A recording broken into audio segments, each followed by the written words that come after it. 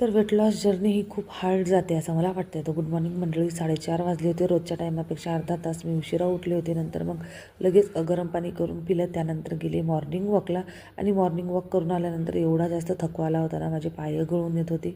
त्यामुळे मग आल्यानंतर झोपून गेले मी. मग पुन्हा उठले 9:30ला. खूपच उशीर झाला होता, त्यामुळे स्वयंपाकाला पण लेट झाला आणि संडे होता, मुलं घरीच होते म्हणून तेवढा काय ताण घेतला नव्हता मी.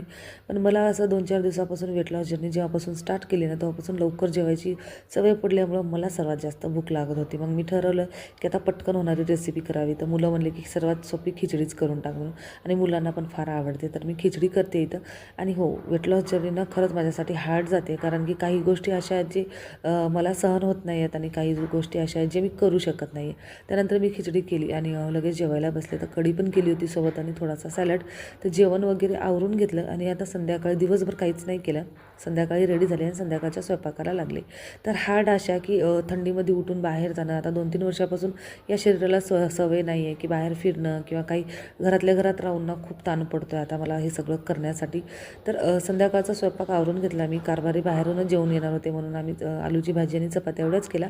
माझी मैत्रीण मस्त ज्वारीची भाकरी आणि हरभऱ्याची भाजी घेऊन आली होती. आम्ही सर्वांनी जेवण केलं आणि छान अशी शेकोटी करत बसले. तर व्हिडिओ कसा वाटला नक्की कमेंट करून कळवा. भेटूयात नेक्स्ट व्हिडिओमध्ये. Bye bye.